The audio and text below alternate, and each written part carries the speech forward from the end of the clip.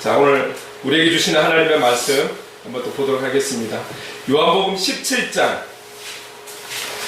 12절, 13절 두 절 말씀입니다. 제가 가진 성경 신약 177쪽에 있습니다. 제가 이 말씀을 봉독할 때에 또 하나님의 음성을 들으시기 바랍니다.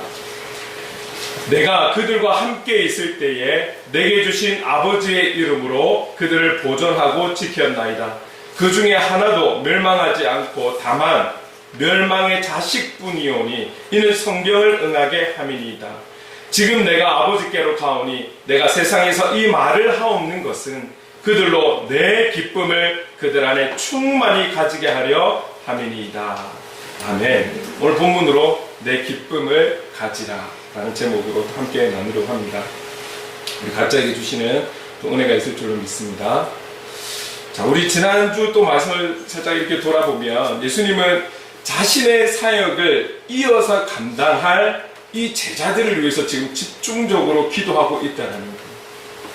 이 시간이 상당히 중요한 시간이잖아요. 주님은 알고 계세요. 이제 곧 18장에 들어가면 바로 잡혀가시기 때문에 지금 이 순간, 이 기도의 순간이 상당히 중요한데 이 에너지를 지금 제자들을 위해서 기도하고 있다는 것이죠. 저는 지난주 그리고 이번 주 계속 이 말씀을 준비하면서 이 마음을 계속 가지게 돼요. 여러분, 우리가 주님의 마음과 같다면 오늘 우리가 정말 집중적으로 기도해야 될 것이 무엇이냐면 바로 다음 세대라는 거예요.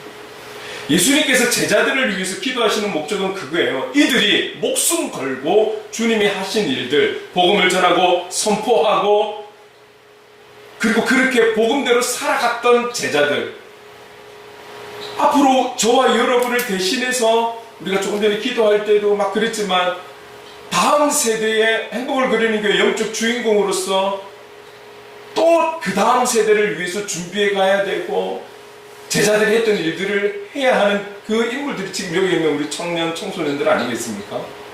그래서 우리가 정말 빠지지 않고 기도해야 되는 제목, 지금 우리가 복을 받고 누리는 것도 중요하지만 그건 믿음으로 선포하면 되는 것이고 이 영혼들을 위해서 우리가 지금부터 기도를 쌓아놔야 된다는 것이죠. 우리가 한 기도는 당장 눈앞에 어떤 결실이 나타나지 않는다 할지라도 그 기도가 때가 되었을 때 하나님 역사하시는 것이죠. 이게 이제 다음 세대를 향한 우리가 할 수 있는 준비라는 거죠. 주님은 그런 마음으로 주님의 사역을 이어갈 이 제자들을 위해서 지금 이 귀한 시간에 제자들을 위해 집중적으로 기도하는 거예요. 그 기도하는 가운데 지난주의 주제가 무엇입니까? 11절 말씀 한번 같이 읽어볼까요? 시작. 내게 주신 아버지의 이름으로 그들을 보존하사 우리와 같이 그들도 하나가 되게 하옵소서. 내게 주신 아버지의 이름, 조금 이따 또 설명을 하겠지만 그 이름이 예수잖아요. 예수. 그 이름으로 그들을 지켜 보여왔듯이 보여왔고, 그리고 이들이 하나님 아버지와 나와의 연합적인 이 하나됨의 관계처럼 이 제자들도 그런 관계가 되기를 원합니다. 그런 하나가 되기를 원합니다. 그 하나가 되어서 앞으로 귀한 사역들을 이루어가야 하기 때문에 그렇습니다. 하나가 되어야 된다는 것, 얼마나 중요한지를 우리가 같이 지난주에 나눴었죠. 우리가 이 땅에 살아가는 날까지만이 아니라 영원히 우리는 우리에게 허락하신, 우리에게 주신, 우리를 알게 하신 그 예수 그리스도, 그 이름. 여러분, 우리가 아마 살아가면서 받은 복이라고 한다면 눈에 보이는 것보다, 눈에 보이는 것과 비교할 수 없는 축복이 무엇입니까? 그것은 예수의 이름을 우리가 알게 되었다는 것. 예수의 이름을 우리가 품게 되었다는 것. 이것이 우리에게 가장 큰 복이 되는 줄로 믿습니다. 주님께서 다른 말씀 하시지 않잖아요. 제자들을 향해서도 그 이름으로 그들을 보존했다, 그들을 보호하고 지켰다라고 말씀하고 있는 거예요. 동일하게 오늘 21세기를 살아가는 우리를 하나님께서 눈동자와 같이 지키신다라는 것은 무엇입니까? 그 이름이 우리를 지키시는 거죠. 우리가 알고 있는 그 이름, 예수 그리스도. 그래서 지난주에 제가 전도할 때 다른 많은 문구도 중요하겠고 필요하겠지만 빼서는 안 되는 부분이 예수라는 거예요. 예수. 다른 거 없어요. 다른 거 없어요. 예수란 이름 때문에 감동이 되고 감격이 되고, 그래서 그들이 우리 좀 물티슈 보면 예수 그 이름으로 인해서 그들에게 놀라운 변화가 일어날 수 있기를, 그 예수가 되는 그분에 대해서 찾아갈 수 있기를, 그분을 만날 수 있기를, 그래서 그들이 변화될 수 있기를, 그런 마음으로 우리가 나가는 거잖아요. 여러분들이 그런 마음을 가지고 모든 직장의 동료와 학교의 친구와 거래처 사람들과 지인들을 만나는 것이죠. 그 이름을 전하라고, 그 이름의 향기를 드러내라고, 그분이 하셨던 일들을 하라고 지금 우리 각자에게 삶의 환경으로 보내신 것이죠. 파송하신 것이죠. 우리가 다른 이유가 없는 거잖아요. 그 이름을 우리에게 주셨다는 것, 이것만큼 큰 복이 없는 것이죠. 그래서 우리는 이 땅에 살아가는 그날까지, 아니요, 영원히 우리가 해야 되는 것이 그분의 이름을 높여 찬양하는 거잖아요. 시대적으로 우리는 개개인의 각계 전투, 어쩔 수 없는 시대적인 상황은 개인주의가 되었고, 좀 심하게 표현하면 이기주의가 되었지만, 그럼에도 성경에서 우리에게 말씀하시는 것은 하나된 연합, 이것을 이야기하고 있다는 것 잊지 마십시오. 그래서 세상은 갈수록 변하고 자꾸 변하고 또 다른 어떤 문화들이 온다 할지라도, 하물며 이 지구가 멸망한다 할지라도 성경의 1.200도 바뀌지 않는 것이라면, 성경이 그것이라면 우리는 이것을 진리 삼고 이 말씀대로 살아가야 하는 것이 맞는 것이죠. 그 말씀이 무엇입니까? 각계 전투하는 게 아니라, 영적 전쟁을 각계 전투로 혼자서 싸워가는 것이 아니라 함께 싸워간다라는 것이에요. 바쁜 생활 속에서도 우리가 함께 살아간다는 것은 무엇입니까? 함께 싸워간다는 것은 무엇입니까? 중보라는 거예요. 중보. 하나님께서 생각나게 하실 때는 보고 싶어서 기도하겠지만, 그 사람이 생각날 때는 그 사람의 이름을 부르며 그냥 예수의 이름으로 그들을 의탁하고 맡겨드리고 그들을 위해 축복하며 잠시라도 기도한다면 그게 힘이 되는 거예요. 그게 함께 싸워가는 거예요. 그래서 주님은 그 제자들에게, 우리에게 하나가 되게 하옵소서. 하나님 아버지와 저처럼 하나가 되게 하옵소서. 강구 중에 첫 번째가 이 강구였다라는 것을 우리는 잊으면 안 돼요. 그래서 여러분, 우리가 예배 때, 이 예배 전에 찬양하면서 우리가 소리 내서 함께 기도하는 이 시간이 그래서 소중한 거예요. 너무나 아쉬운 것은 과거의 금요철화 신냐, 얼마나 먹고 살기도 힘든 그때에 그 신앙의 어르신들은 그렇게 모여서 그 마룻바닥에 무릎을 꿇고 그렇게 함께 통성으로 기도했던, 그것이 우리 한국 기독교의 역사에 있어서 중요한 부분이지 않았습니까? 그 기도가 있었기 때문에 오늘에 온 것이죠. 그것을, 그 정신을, 그 마음을 우리는 잊어서는 안 되는 거예요. 여러분, 우리가 여러 가지 상황 속에서 다 우리가 챙겨서 예배 드리지는 못하지만, 우리가 그래도 함께 이 시간에 모였을 때 여러분 작은 소리라도 내어서 우리가 간절함을 가지고 부르짖다라는 표현의 다른 표현은 간절함인 거잖아요. 간절함으로 부르짖는 것, 서로를 위해 축복하는 것, 지금 당장의 우리의 문제는 아니지만 이 나라 민족을 위해서, 열방을 위해서 기도하는 것, 여기에 힘이 있기 때문에 그렇습니다. 하나가 되게 하옵소서. 이것이 우리를 향한 하나님의 마음이라는 거예요. 그러면서 계속 주님의 강구는 이어집니다. 12절에 같이 한번 읽어볼까요? 시작. 내가 그들과 함께 있을 때에 내게 주신 아버지의 이름으로 그들을 보존하고 지키었나이다. 그 중에 하나도 멸망하지 않고 다만 멸망의 자식뿐이오니 이는 성경을 응하게 함이니이다. 방금 읽은 12절의 전반부는 11절의 말씀과 동일합니다. 뭐냐면 결국 하나님 아버지께서 나에게 주신 이름, 예수의 이름, 예수의 이름으로 이들을 지켰다라고 말씀하시는 거예요. 여러분 잊지 마십시오. 우리를 지키는 것은 안전한 집이 우리를 지키고, 안전한 자동차가 우리를 지키고, 안전한 무언가가, 직장이 우리의 삶을 지키는 것이 아니라 예수의 이름이 우리를 지키는 줄로 믿습니다. 예수의 이름이기 때문에 오늘의 우리가 이 자리에 있다는 것이죠. 모든 것이 하나님의 은혜인 것이죠. 아멘. 그것을 강조하면서 주님이 뭐라고 말씀하시냐면 이렇게 말씀하시는 거예요.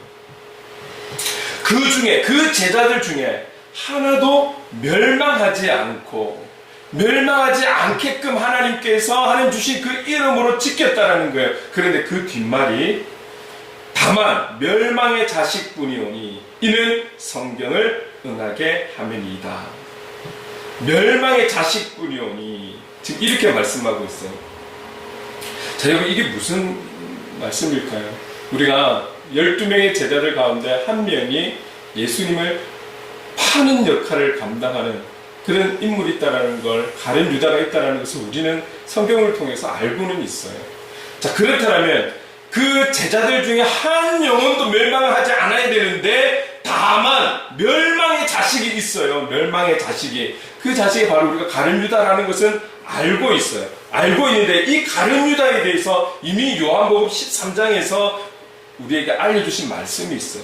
요한복음 13장 18절 같이 한번 읽어볼게요. 시작. 내가 너희 모두를 가리켜 말하는 것이 아니니라. 나는 내가 택한 자들이 누구인지 알미라. 그러나 내 떡을 먹는 자가 내게 발꿈치를 들었다 한 성경을 응하게 하려는 것이니라. 지금 그러나부터 이후에는 시편 41편 9절에 있는 말씀을 인용해서 하고 있는 말씀이에요.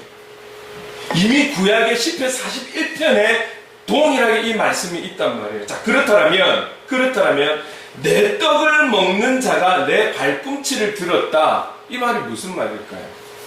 이 말이 무슨 말입니까? 이 말씀을 한 성경을 응하게 하려는 것이다. 내 떡을 먹는 자가 내 발꿈치를 들었다. 무슨 말입니까? 풀어서 설명하면 우리가 잘 알고 있듯이 가장 절친한 사람, 내 떡을 같이 먹을 수 있는 절친한 사람이 배신을 때렸다라는 거잖아요. 배신을 했다. 자, 여러분 보세요. 우리는 하나님의 사랑이시고 하나님은 한 영혼을 천하보다도 귀하게 여기시고 그 한 영혼에 대해서, 그 한 영혼을 위해서 독생자 예수 그리스도까지를 보내주신 거죠. 그럼 그 한 영혼이 얼마나 소중한지를 아는데 우리가 가룟 유다를 생각할 때 가룟 유다는 한 영혼이 아닐까요? 자, 그러면 여러분에게 제가 질문을 한번 드려볼게요. 마음으로 한번 답해보세요. 가룟 유다의 배신은 예언을 통해서 이미 결정되어 있었던 사람이기에 이 가룟 유다에 있어서 모든 문제의 책임이 하나님께 있는 것일까요? 아니면 유다는 자신의 독자적인 의사에 따라 행동해서 결과적으로는 그의 어떤 의사가 성경의 예언을 성취시키게 된 자신의 책임일까요? 하나님은 한 영혼도 포기하지 않는 분이신데 가룟 유다는 왜 포기하신 것일까요? 그럼 하나님께서 이미 그에게 태어날 때부터 이런 역할을 하라고 태어나게 하셨다면 이 일을 하게 한 하나님께 책임이 있는 것일까요? 그게 아니었는데 자기의 선택으로 인해서 예수님을 고발하여서 배신을 했기 때문에 결과적으로 받은 죽음일까요? 버림받은 것일까요? 그래서 자신의 책임이라고 해야 되는 걸까요? 어떤 것일까요? 이게 생각을 하고 묵상을 할수록 어려운 거예요. 여러분은 어떠세요? 금방 마음에 답이 나오세요? 어떤 것일까요? 자, 그런데 여기에 대해서 제가 여러분에게 확실하게 말을 못하겠어요. 자, 그러면 확실하게 답은 못하겠는데 여기서 제가 한 가지 여러분들이 선택을 하실 때 참고하시라고 제가 한 가지를 말씀드리려 해요. 어떤 거냐면, 자, 멸망의 자식이라는 표현이 있죠. 가룟 유다를 향해서 멸망의 자식이라고 그렇게 표현하고 있어요. 그런데 여기 나오는 멸망의라는 단어가 헬라어로 아폴리미라는 단어예요. 이 아폴리미라는 단어는 어느 때 쓰냐면 일반적으로 종말론적인 완전한 파멸 또는 저주를 의미하고 신약의 여러 곳에 이 단어가 쓰여지고 있더라는 거예요. 그래서 이 내용들을 좀 생각하고 묵상하면서 제가 주석을 참고했을 때 이렇게 여러분들에게 말씀을 드리고 싶은 거예요. 자, 이 단어가 어디에 구체적으로 쓰여있냐면, 여러분 예수님께서 나중에 재림하시잖아요. 재림하시는 거예요. 근데 그 재림하시기 전에 일어나는 불법의 사람, 다시 말해서 적그리스도, 불법의 사람, 적그리스도를 칭할 때에 쓰는 단어가 이 단어라는 거예요. 다시 오실 예수 그리스도, 그 예수님이 오시기 직전에 불법의 사람으로 적그리스도가 나타나서 온 세상을 휘저을 이런 이들을 가르치는 때에 쓰는 단어가 바로 이 아폴림이라는 단어라는 거예요. 그래서 유다를 멸망의 자식이라고 부른 것은 유다의 운명이 태어나면서부터 멸망에 그렇게 처하게 되어 있다라는 의미보다는 그의 인격 자체가 멸망에 이를 수밖에 없을 정도로 타락되어 있다라는 의미에 가깝다라는 거예요. 그를 향해서 이 아폴림이라는 단어를 붙였다라는 것은 태생이 하나님께서 그에게 사명을, 너는 십자가에 예수께서 못 박힐 수 있도록 고발하는 역할을 하라고 그렇게 태어나게 하신 것이 아니라 그의 악함이 갈수록 더 악해져서 그가 멸망에 이를 수밖에 없는 그런 타락을 가지고 있기 때문에 이 아폴림이라는 단어를 그에게 붙였다라는 거예요. 그래서 더 많은 신학자들은 하나님 탓이 아니라 그의 선택이었다, 가룟 유다의 선택이었다, 그래서 하나님의 책임이 아니다라고 그렇게 보는 학자들이 더 많다라는 것을 여러분들에게 말씀드려요.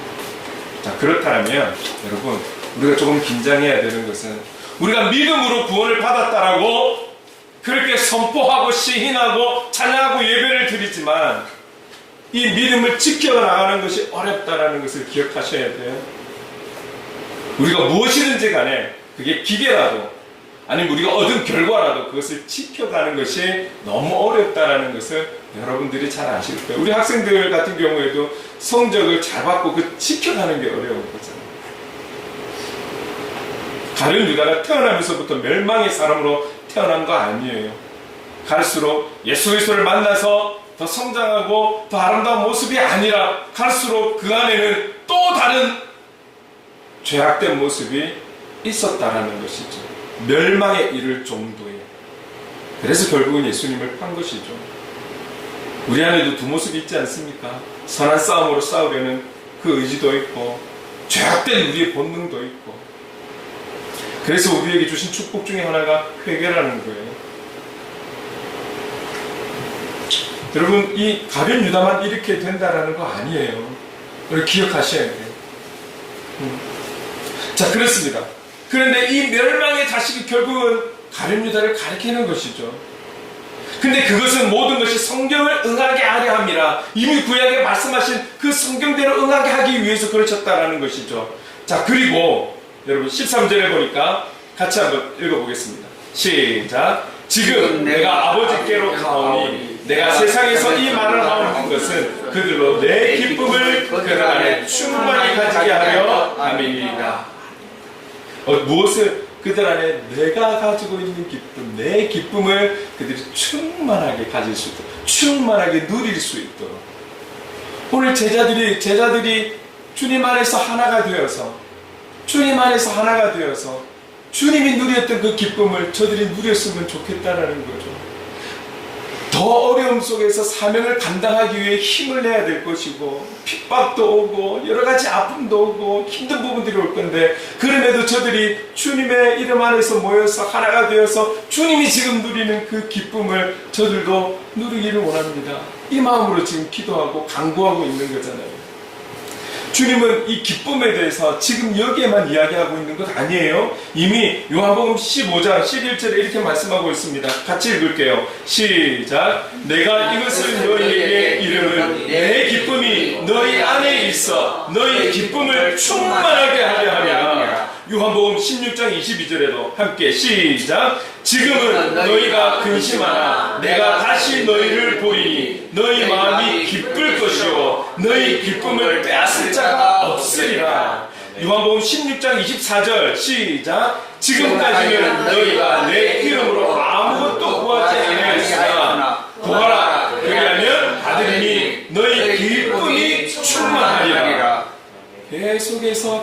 기쁨에 대해서 말씀하고 있는 거예요. 주님은 주님의 이름으로 살아가고 예수 그리스도를 믿는 믿음으로 살아가는 이들이 그 예수라는 복음 때문에 어떤 환경과 상황에도 흔들리지 않는 그 기쁨을 누리기를 원하시는 거예요. 주님이 누리는 기쁨을 우리가 누리기를 원하시는 거예요. 여러분, 주님의 기쁨을 세상이 주는 기쁨이 될 수 있는 그 어떤 것과 비교할 수 없는 거예요. 세상이 주는 어떤 것은 있다가도 없어지는 것이지만 주님의 기쁨은 이런 것이죠. 샘솟듯 일어나는, 그런데 줄지 않는, 그러니까 샘솟듯 일어나는 것은 계속 막 쓰는데도 계속 일어나는 거잖아요. 여러분, 오병이어가 기적이 어떻게 났을까요? 소쿠리를 다 쏘주면 또 주님이 축사해서 또 딱 채워주면 또 붓고, 이거 아니잖아요. 우리가 영화로 봤잖아요. 영화로 주님이 처음에 딱 물고기와 떡을 딱 축사하셨을 때 채워졌으면 그걸 부으면 붓는데 계속 부어진다는 것이죠. 우리에게 그 기쁨이 꺼지지 않는, 잃어버리지 않는, 없어지지 않는 충만한 기쁨이 우리에게 있기를 주님은 원하시는 거예요.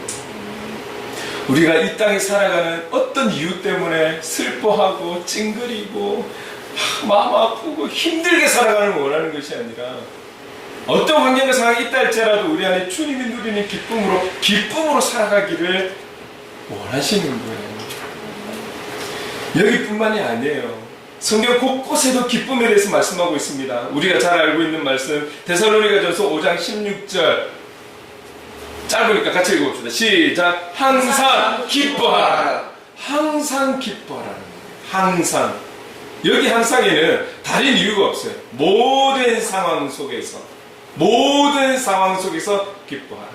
여러분들이 지금 어떤 상황에 있고 어떤 환경에 있고 어떤 문제가 있고 어떤 근심, 걱정, 염려가 있는지 모르겠으나 주님이 우리에게 원하시는 것, 여러분에게 원하시는 것은 그럼에도 불구하고 기뻐하라. 무엇으로? 복음으로. 무엇으로? 예수로 말미암아 기뻐하라는 거예요.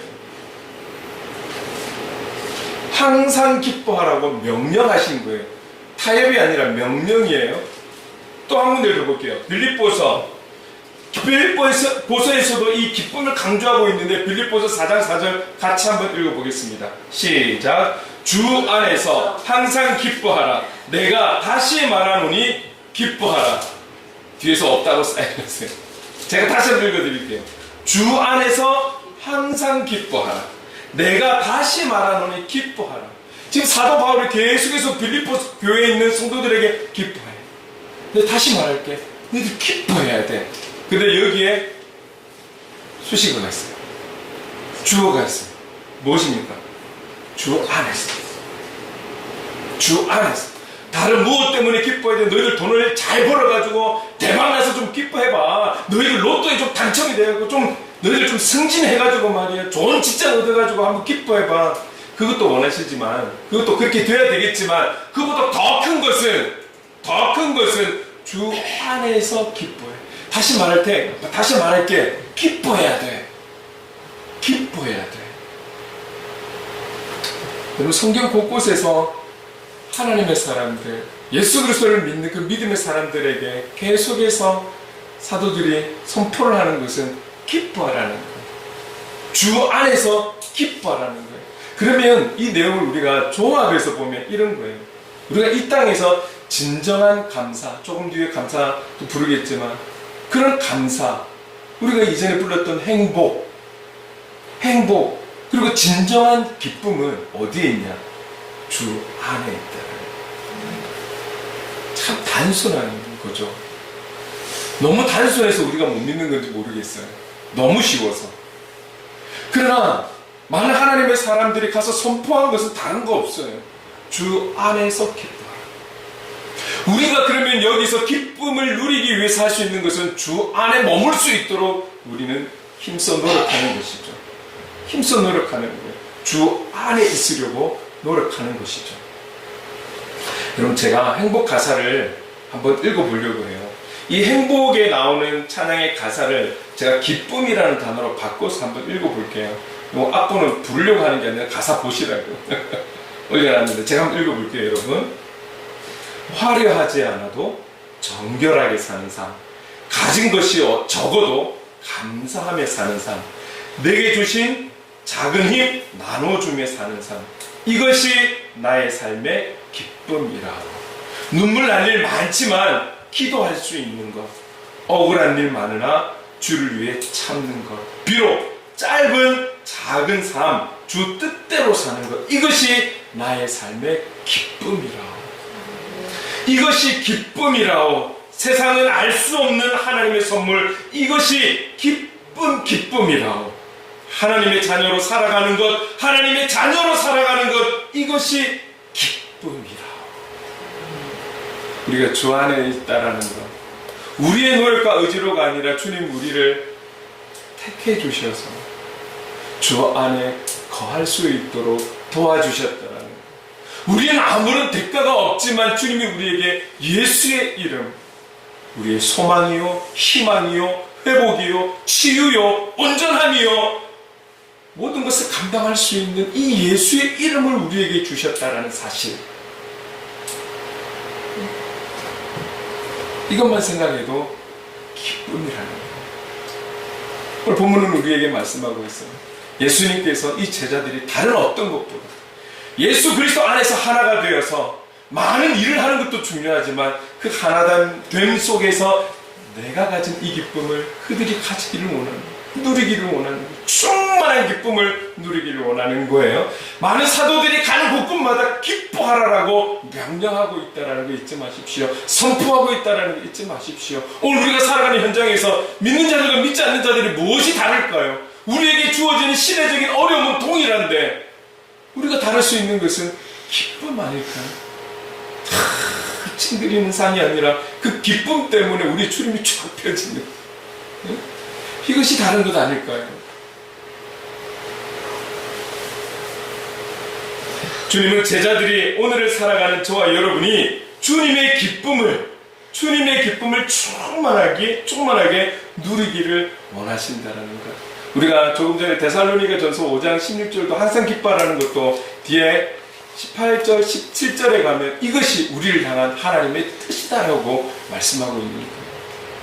우리가 기뻐하는 것은 많은 기뻐하라는 것인데 그 기쁨이, 주 안에서의 기쁨이 하나님께서 원하신 뜻이다라는 거예요. 우리가 하나님의 뜻을 위해 살아가는 거잖아요.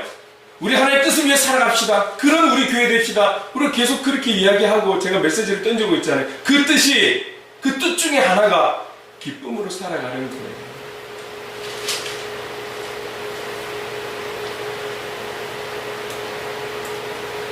여러분, 웃는 것에 좀 인색하지 않으셨으면 좋겠어요. 우리 한국 사람들은 좀 표현이 서툴기도 하고, 특히 경상도 사람들은 그럴 수 있지만, 우리 안에 하나님께서 주신 기쁨, 내 안에 예수 그리스도로 인한 기쁨을 억누르지 마세요. 가정 속에서든, 직장 속에서든, 학교 속에서든, 교회 와서든, 그냥 우리에게 주신 감정대로 편하게, 그리고 얼굴로 표출을 하세요. 표현을 하세요. 찬양 중에서도 주님 생각하면서 주님 때문에 눈물을 흘리고 주님 때문에 웃을 수 있는 그런 우리가 되어야 하지 않겠습니까? 우리 지체들을 바라보면서 한 주간 마음으로 기도했지만 실제로 주일날을 통해서 또 만났을 때 그 우리의 영적 가족을 만난 것에 대한 기쁨, 이산가족처럼 너무 오랜만에 만나서 기쁨이 넘쳐서 눈물까지 흘리지는 않는다 할지라도 만났을 때 웃음으로 인사할 수 있고, 눈을 마주치면 축복합니다 말할 수 있는, 인사할 수 있는, 건넬 수 있는 그런 우리가 되어야 하지 않겠습니까? 믿지 않는 저들 힘들고 지치지만 밥 한 끼 먹으러 오고 같이 일을 하고 어떤 일들을 진행하고 같이 공부하고 있는 그들에게 같이 찡그리고 앉아있는 것이 아니라 그들이 알 수 없는 비밀한 것을 우리 마음속에 누리면서 웃음을 표현할 수 있는 우리가 될 때에 저들이 궁금해하지 않을까요?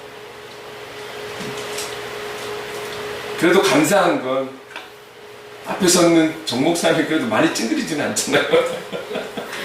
제가 여러분보다 뭐 삶이 틀려서가 아니잖아요. 동일해요. 여러분 목사하면 마냥 편할 것 같습니까? 그런 건 또 아니에요, 여러분. 여러분들도 하나님의 사명으로 현장에 나가 있듯이 저도 그냥 사명으로 이 자리에 있는 것이 저의 일이라서 그런 거지, 사람 다 똑같아요. 저도 죄성을 갖고 있는 죄인이에요. 동일해요.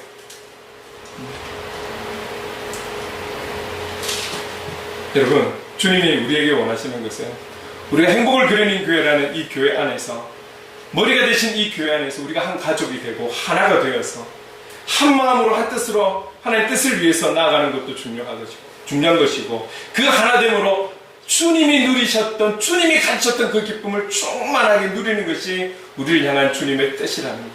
이 어려운 시간에, 이 힘든 시간에, 이 간절하고 중요한 시간에 제자들의 이 기쁨을 누리라고 하나님 앞에 간구하고 있는 주님의 기도를 본다라면 그 기쁨이 얼마나 중요한 것인지 알 수 있지 않겠습니까?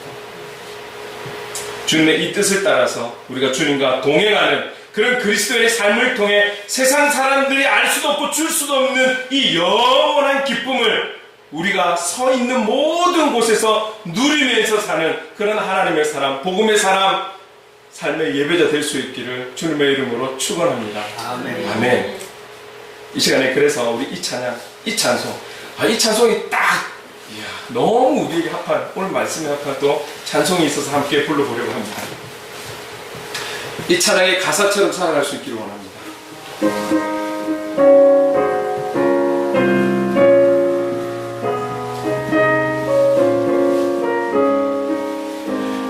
귀하신 친구 내게 주시니 나 주 안에 늘 기쁘다. 그 피가 내 죄 씻으셨으니 나 주 안에 늘 기쁘다.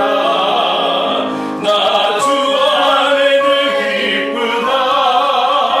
나 주 안에 늘 기쁘다. 주 나와 늘 동행하시니 나 주 안에 늘 기쁘다. 주 내 짐 대신 지시었으니 나 주 안에 늘 기쁘다. 그 생명 버려 나를 구하니 나 주 안에 늘 기쁘다. 나 주 안에 늘 기쁘다. 나 주 안에 늘 기쁘다. 주 나와 늘 동행하시니 나 주 안에 늘 기쁘다. 주 은총 매일 내게 더하니 나 주 안에 늘 기쁘다. 그 악한 죄악에서 지키니 나 주 안에 늘 기쁘다. 나 주 안에 늘 기쁘다. 나 주 안에 늘 기쁘다. 주 나와 늘 동행하시니 나 주 안에 늘 이절 주 내 짐 대신 지시었으니 나 주 안에 늘 기쁘다. 그 생명 버려 나를 구하니 나 주 안에 늘 기쁘다. 나 주 안에 늘 기쁘다. 나 주 안에 늘 기쁘다. 주 나와 늘 동행하시니 나 주 안에 늘 나 주 은총 매일 내게 더하니 나 주 안에 늘 기쁘다. 그 악한 죄악에서 지키니 나 주 안에 늘 기쁘다. 나 주 안에 늘 기쁘다. 나 주 안에 늘 기쁘다. 주 나와 늘 동행하시니 나 주 안에 늘 기쁘다. 할렐루야. 아멘. 주 안에 늘 기쁘다. 주 안에 늘 기쁘다. 주 나와 늘 동행하시니 주 안에 기쁘다. 이 기쁨으로 충만한 저와 여러분 될 수 있기를 간절히 소망합니다. 오늘 제가 바로 기도하도록 하겠습니다. 주님, 감사합니다. 우리에게 주신 예수의 이름으로 더욱 하나 되게 하시고 우리는 한마음 한뜻으로 하나님의 뜻을 이루며 주 안에서 샘솟는 그 참 기쁨을 누리며 살아가는 그런 진정한 복음의 사람, 삶의 예배자로 살아갈 수 있도록 인도해 주옵소서. 시작되는 이 한 주도 주님과 늘 동행하며 주님의 그 기쁨을 충만하게 누리며 살아갈 수 있도록 인도해 주시옵소서. 예수님의 이름으로 기도드립니다. 아멘.